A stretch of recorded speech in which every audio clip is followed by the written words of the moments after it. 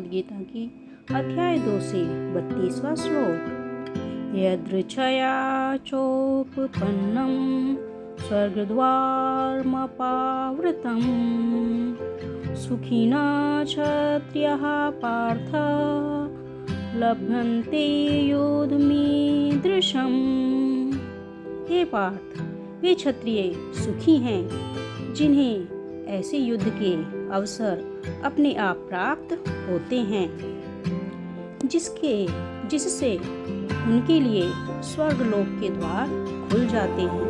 कहने का तात्पर्य है, विश्व के परम गुरु भगवान कृष्ण अर्जुन की इस प्रवृत्ति की भर्त्सना करते हैं जब वह कहता है कि उसे इस युद्ध में कुछ भी तो लाभ नहीं दिख रहा है।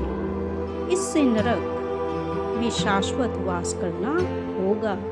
अर्जुन द्वारा ऐसे वक्तव्य केवल अज्ञानजन्य थे। वह अपने स्वधर्म के आचरण में अहिंसक बनना चाह रहा था, किंतु एक क्षत्रिय के लिए युद्ध भूमि में स्थिर होकर इस प्रकार अहिंसक बनना मूर्खों का दर्शन है। पराशर स्मृति में व्यासदेव के पिता पराशर ने कहा है, क्षत्रियो हि प्रजा रक्षन् शस्त्रपाणि प्रदण्डयन् निर्जितय परसैन्यादि क्षितिं धर्मेण पालयेत्। क्षत्रिय का धर्म है कि वह सभी कलेशों से नागरिकों की रक्षा करे, इसलिए उसे शांति तथा व्यवस्था बनाए रखने के लिए हिंसा करनी पड़ती है। अतः उसे शत्रु राजाओं के सैनिकों को जीत कर धर्म पूर्वक संसार पर राज्य करना चाहिए। यदि सभी पक्षों पर विचार करें तो अर्जुन को युद्ध से विमुख होने का कोई कारण नहीं था।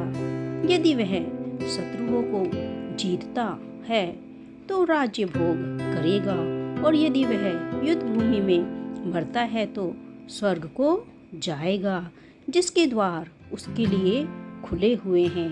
युद्ध करने से उसे दोनों ही तरफ लाभ होगा। यही इस श्लोक में श्री कृष्ण अर्जुन को समझाना चाह रहे हैं। कृष्ण कहते हैं कि तुम्हें अपने क्षत्रिय धर्म का पालन करना ही होगा, वही तुम्हारा परम धर्म है। तुम युद्ध करते हो तो भी तुम क्षत्रिय धर्म का पालन कर रहे हो, तभी तुम्हें स्वर्ग में वास मिलेगा। यह इस श्लोक का अर्थ है।